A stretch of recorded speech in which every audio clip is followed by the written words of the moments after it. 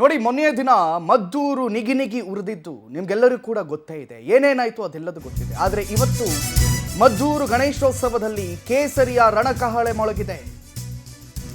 ಗಣೇಶ ಮೂರ್ತಿಗಳ ಸಾಮೂಹಿಕ ವಿಸರ್ಜನಾ ಮೆರವಣಿಗೆ ನಡೆದಿದೆ. ಸಾವಿರಾರು ಮಂದಿ ಪಾಲ್ಗೊಂಡಿದ್ದಾರೆ. ಮೆರವಣಿಗೆಯಲ್ಲಿ ಡಿಜೆ ಸಾಂಗ್ಸ್ಗೆ ಕುಣಿದು ಕುಪ್ಪಳಿಸ್ತಾ ಇದ್ದಾರೆ ಜನರು.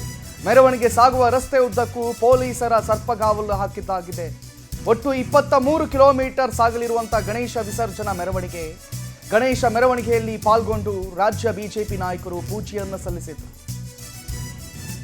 ಇನ್ನು ಬಿಜೆಪಿ ನಾಯಕರನ್ನ ಹೆಗಲ ಮೇಲೆ ಹೊತ್ಕೊಂಡು ಕೂಡ ಜನರು ಕುಣಿದಿದ್ದಾರಂತೆ. ನೋಡಿ, ಆ ವಿಜುವಲ್ಗಳನ್ನು ನಾವು ತೋರಿಸ್ತಾ ಇದ್ದೀವಿ. ಇವತ್ತು ಜನಸಾಗರವೇ ನೆರೆದು ಬಿಟ್ಟಿದೆ. ಮದ್ದೂರಿನ ಪ್ರತಿ ರಸ್ತೆಗಳಲ್ಲಿ ಒಟ್ಟು 23 ಕಿಲೋಮೀಟರ್ ಸಾಗುತ್ತೆ ಈ ಯಾತ್ರೆ. ಡಿಜೆ ಸೌಂಡ್ಗಳಿಗೆ ಎಲ್ಲರೂ ಕೂಡ ಕುಣಿದು ಕುಪ್ಪಳಿಸ್ತಾ ಇದ್ದಾರೆ. ತಮಟೆ ಸೌಂಡ್ಗಳು, ಬೇರೆ ಬೇರೆ ವಾದ್ಯಗಳು. 23 ಕಿಲೋಮೀಟರ್ ಉದ್ದದವರೆಗೂ ಕೂಡ ಪೊಲೀಸರು ಬಿಗಿ ಬಂದೋಬಸ್ತನ್ನ ಮಾಡಿದ್ದಾರೆ. ನೋಡಿ ಯಾವ ರೀತಿಯಲ್ಲಿ ಪೊಲೀಸರು ತಯಾರಾಗಿ ನಿಂತಿದ್ದಾರೆ ಅಂತ ಹೇಳಿ. ಮಸೀದಿಯ ಎದುರಿಗೆ ಸಾಗ್ತಾ ಇರುವಂತಹ ಮೆರವಣಿಗೆ ಇದು.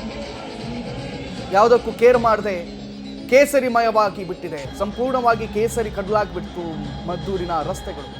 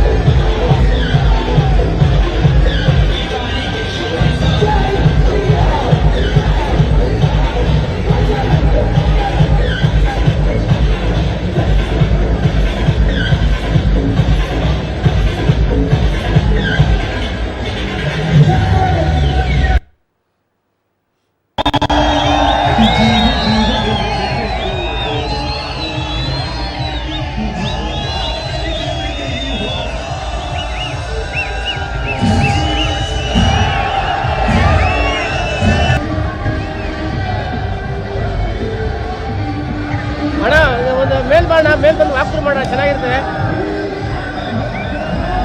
ಹೌದಾ?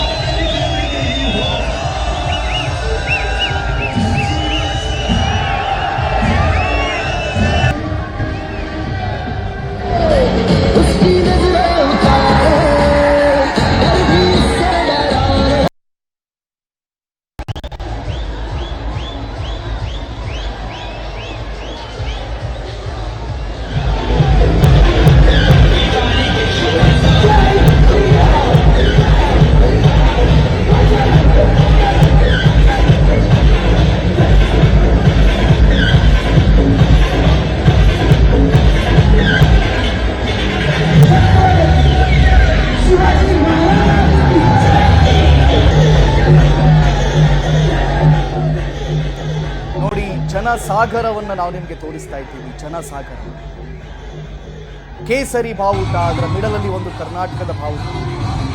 ಬಹುಶಃ 2 ತಿಂಗಳ ಹಿಂದೆ ಮದ್ದೂರಿನಲ್ಲಿ ಹಿಂದೂ ಸಮಾವೇಶವನ್ನು ನಡೆಸ್ತೀವಿ ಅಂತ ಹೇಳಿದ್ರು ಕೂಡ ಇಷ್ಟೊಂದು ಜನನ ಒಟ್ಟು ಸೇರಿಸಕ್ಕಾಗ್ತಾ ಇರಲಿಲ್ಲ. ಆದರೆ ಇದೀಗ ಕೆರಳಿದಂತಹ ಭಾವನೆಗಳನ್ನು ಕೆರಳಿದಂತಹ ಹಿಂದೂ ಸಮಾಜ ಒಗ್ಗಟ್ಟಿನಿಂದ ಬಂದುಬಿಟ್ಟಿದೆ. ಸನಾತನ ಧರ್ಮೀಯರು ಇವತ್ತು ಕೇಸರಿ ಶಾಲುಗಳನ್ನು ಹಾಕೊಂಡು ಕೇಸರಿ ಧ್ವಜಗಳನ್ನು, ಭಾಗವತ್ ಧ್ವಜಗಳನ್ನು ಹಾರಿಸುತ್ತಾ ಕುಣಿದು ಕುಪ್ಪಳಿಸಿದ್ದಾರೆ ಎಲ್ಲ ಕಡೆಗಳಲ್ಲಿ. ಇದೆಲ್ಲದಕ್ಕೆ ಕಾರಣ ಆಗಿತ್ತು ಯಾವುದು ಅಂತ ಕೇಳಿದರೆ, ಖುಷಿ ಖುಷಿಯಾಗಿ ನೆಮ್ಮದಿಯಿಂದ ಸಂತೋಷದಿಂದ ಮೆರವಣಿಗೆ ಹೋಗ್ತಾ ಇರುವ ಸಂದರ್ಭದಲ್ಲಿ ಕಲ್ಲು ತೂರಾಟವನ್ನು ಮಾಡಿದ್ರಲ್ಲ, ಆ ಕಲ್ಲು ತೂರಾಟದ ಪ್ರಭಾವವಾಗಿ ಮದ್ದೂರಿನ ಸಮಸ್ತ ಹಿಂದೂಗಳು ನಾವು ಈ ಬಾರಿ ನಾವು ಮೆರವಣಿಗೆಗೆ ಹೋಗಬೇಕು ಅಂತ ಹೇಳಿ ಎಲ್ಲರೂ ಕೂಡ ಬರ್ತಾ ಇದ್ದಾರೆ.